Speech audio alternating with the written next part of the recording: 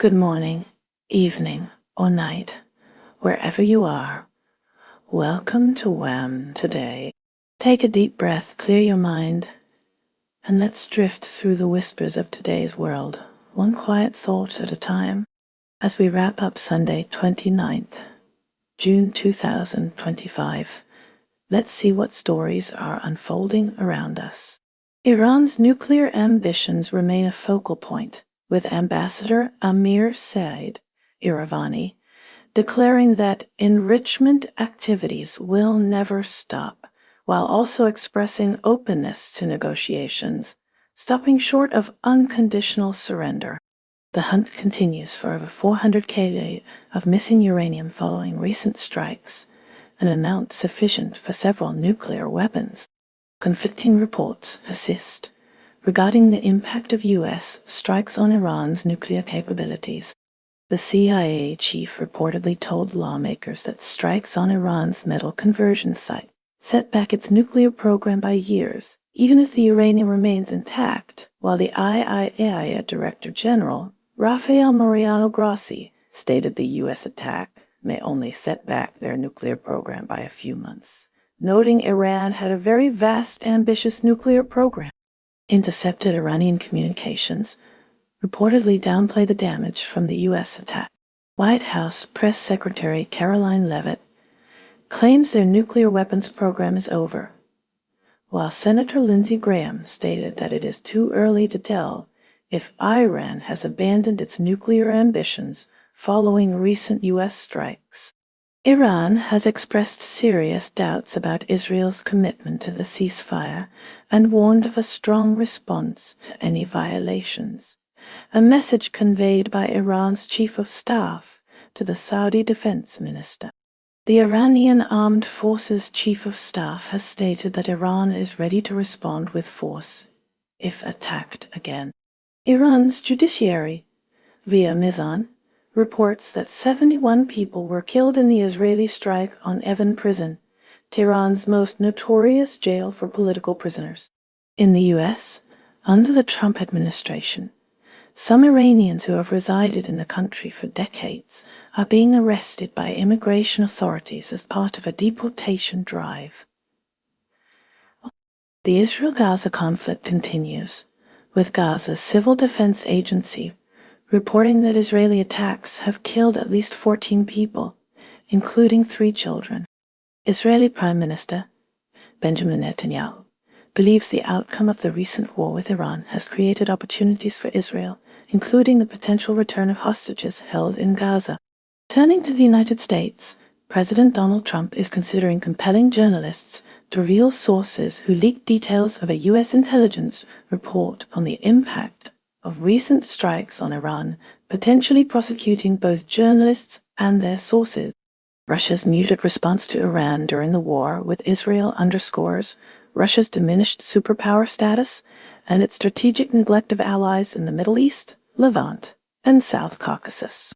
Escalating violence in Gaza has forced tens of thousands of Palestinians to flee eastern Gaza City as Israel warns of an intensified military offensive. Israeli forces have killed numerous Palestinians, including 23 people, among them children and women, in locations around the Gaza Strip, according to civil defense spokesman Mahmoud Bassal. Nearly 600 Palestinians have reportedly been killed at aid centers, exacerbating famine conditions, with at least 66 children in Gaza having starved to death. Aid distribution sites have become dangerous due to Israeli actions.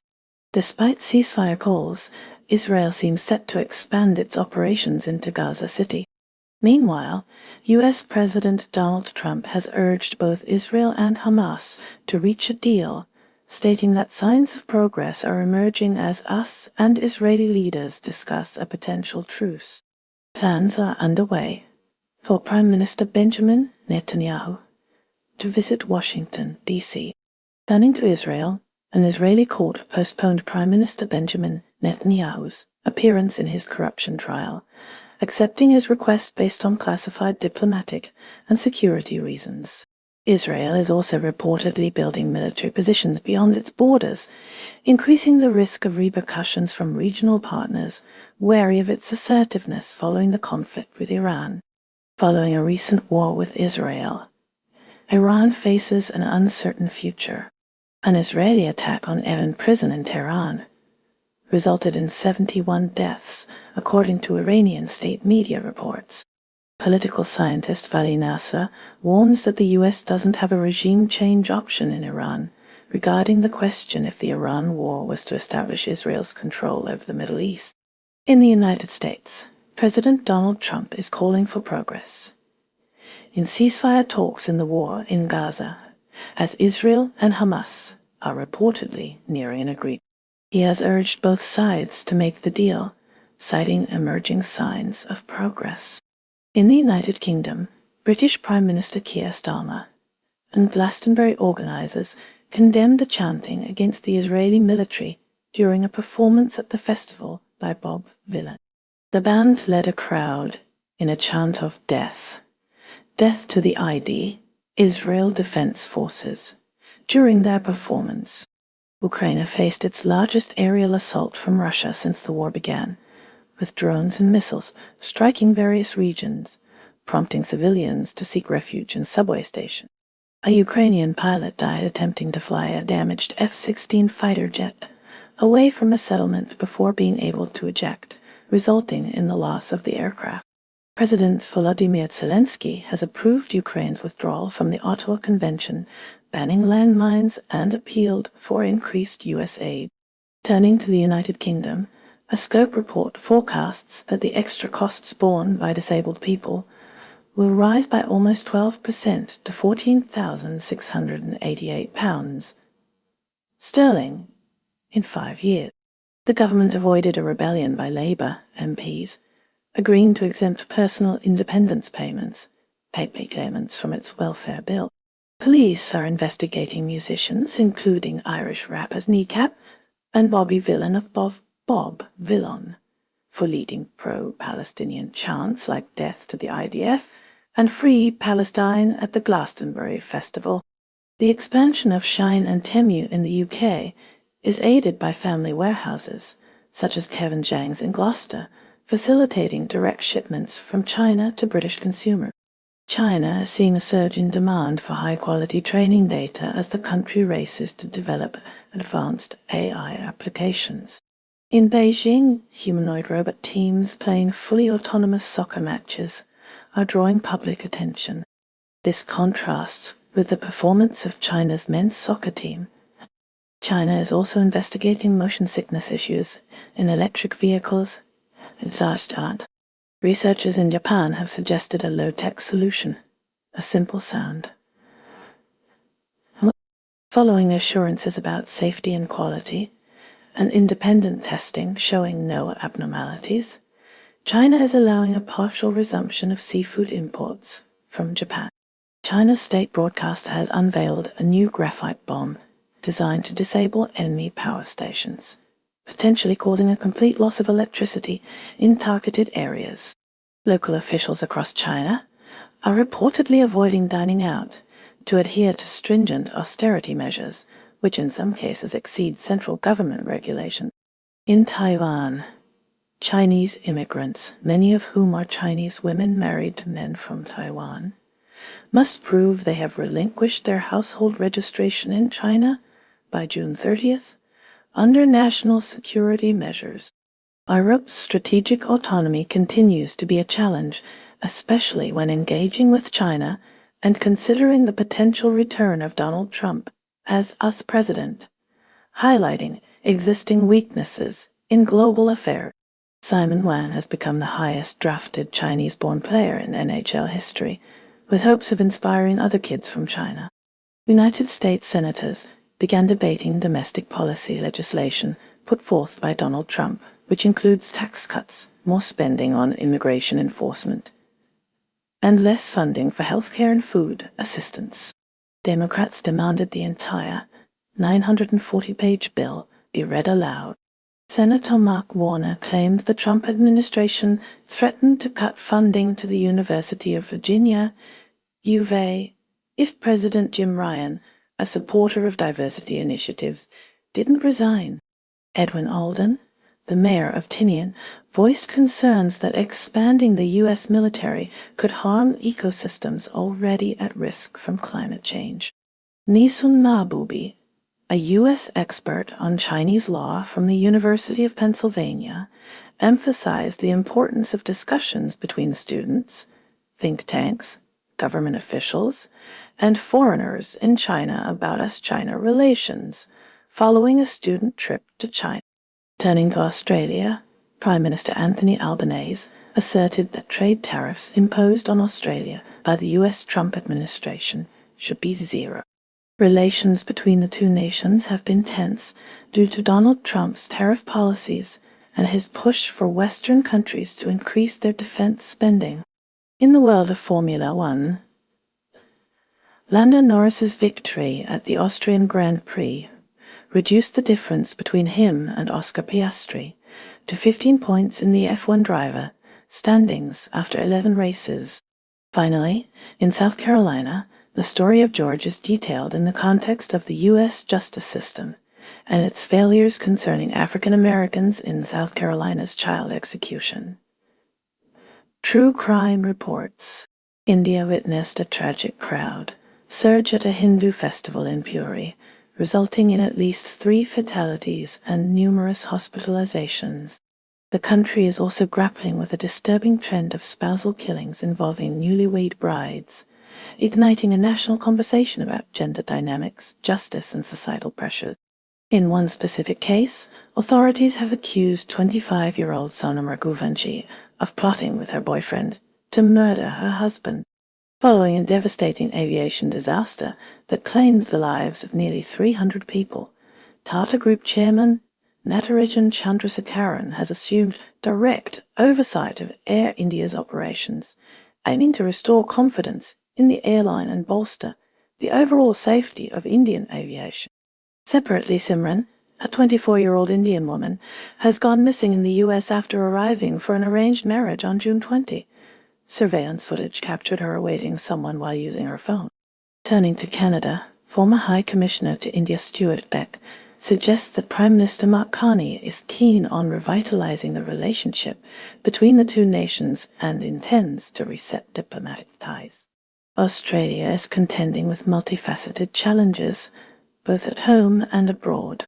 Minister Pat Conroy has accused China of attempting to exert undue influence in the Pacific region by deceptively branding Asian Development Bank projects as Chinese endeavors. Prime Minister Anthony Albanese has engaged in discussions surrounding potential tariffs imposed by the United States. Eastern regions are preparing for substantial rainfall, with the Bureau of Meteorology, specifically Angus Hines, forecasting the most intense weather conditions for Tuesday and Wednesday. The National Anti-Scam Center has reported that scammers impersonating Mandarin-speaking Chinese officials have defrauded international students of over $5 million in the last 5 months through demands for personal data and money transfers.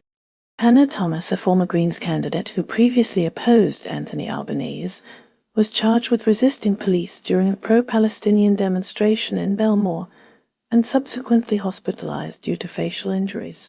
Furthermore, more than a third of Tuvalu's population, a Pacific island nation vulnerable to rising sea levels, has applied for Australia's climate-related visas. Turning to China, the nation is subject to accusations from Australian Minister Pat Conroy concerning the branding of Asian Development Bank projects within the Pacific area. China Railway Construction Corporation has commenced work on reinforcing the runway at Kita Europa, located on Bougainville. Japan's industrial sector saw a slight uptick, rising 0.5% from the previous month. The U.S. tariffs dampened broader growth forecasts. The nation's space program celebrated the final successful 50th launch of the H-2OA rocket, which carried the Gaza environmental satellite. Akihisa Nagashima, a special advisor to Prime Minister Shigeru Ishiba, traveled to Australia seeking a lucrative frigate contract. Trade tensions remained a focus as Ryosei Kasawa, Japan's chief tariff negotiator, met with U.S. Commerce Secretary Howard Lutnick in Washington. The sensitive issue of Japanese citizens abducted by North Korea continues without resolution decades after the return of 5 individuals in 2002. Serbia is experiencing heightened political tension as President Aleksandar Vucic's government continues its crackdown on anti-government protests. These demonstrations, fueled by allegations of corruption and demands for early elections, have drawn tens of thousands to the streets of Belgrade.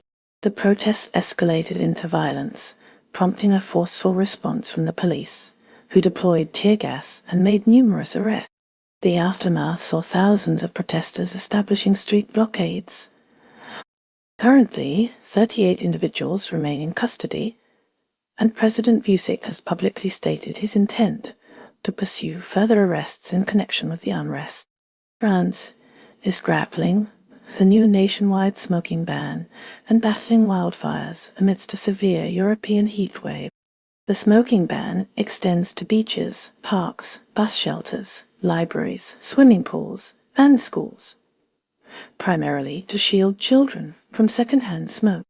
Concurrently, wildfires have broken out in the Corbières area of Aude, fueled by soaring temperatures, resulting in the evacuation of a campsite and an abbey. The heat wave is impacting several European nations, including Spain and Greece, with record-breaking temperatures, sparking health alerts, and escalating wildfire risks.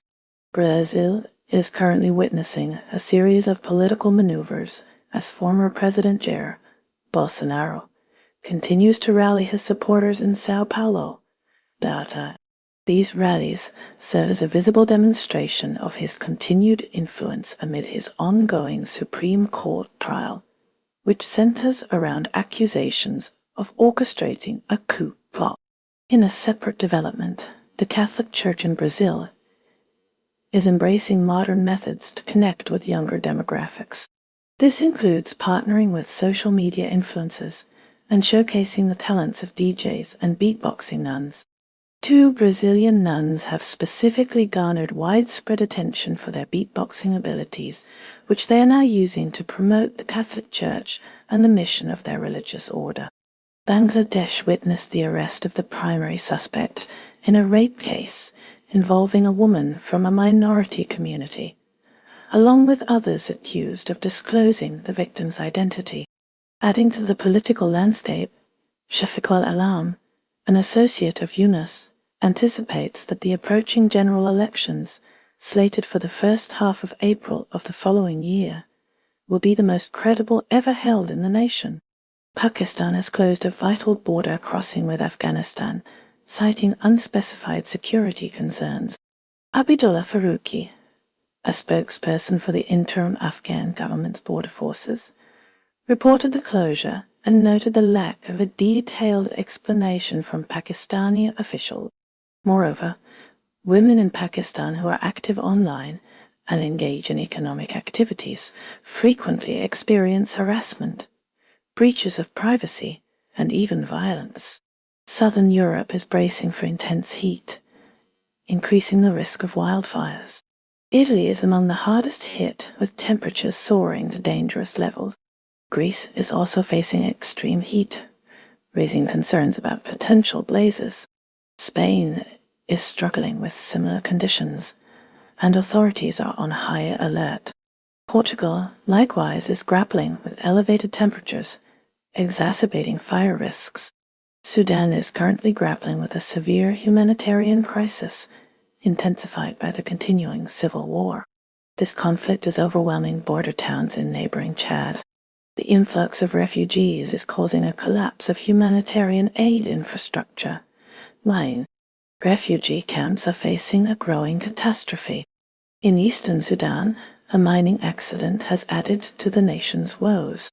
At the Kersh Alfiel gold mine, a collapse killed 11 workers. 7 more were injured in the incident. The gold mine is situated in an area under the control of the Sudanese armed forces. Mexico is grappling with a grim discovery in Ciudad Juarez. Authorities found 381 uncremated bodies at a private crematorium. Chihuahua State Prosecutor spokesperson Eloy Garcia cited negligence as the cause. Simultaneously, a tropical depression threatens the region. It formed near southeast Mexico and is predicted to become Tropical Storm Barry. The storm is expected to bring heavy rains as it moves off the eastern coast. The United Arab Emirates, under the direction of Sheikh Mansour bin Zayed Al Nahyan, is allegedly managing clandestine foreign military actions.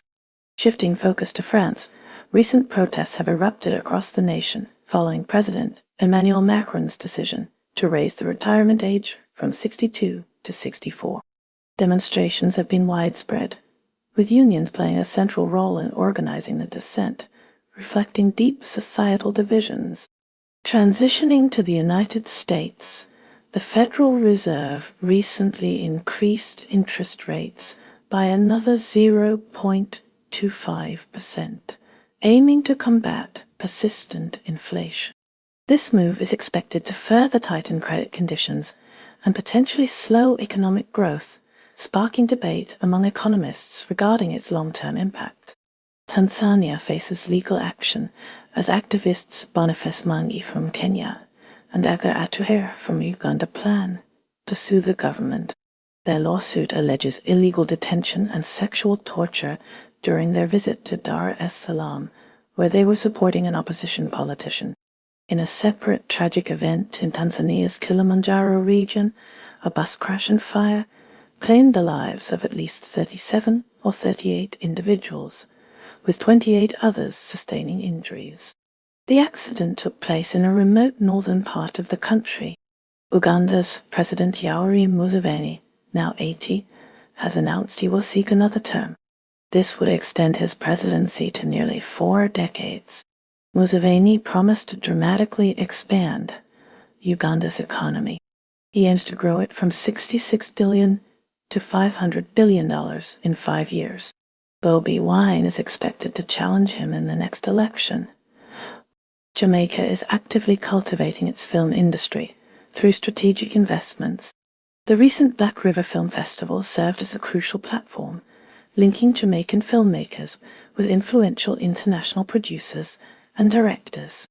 Notable attendees included Samantha Davis from Netflix, Dolapo Erinkitola from Atlanta, and Cedric Pierre-Louis, representing Nollywood TV, Rock, and Zaku TV, Canadian. This initiative seeks to expand opportunities and foster growth within the local film sector.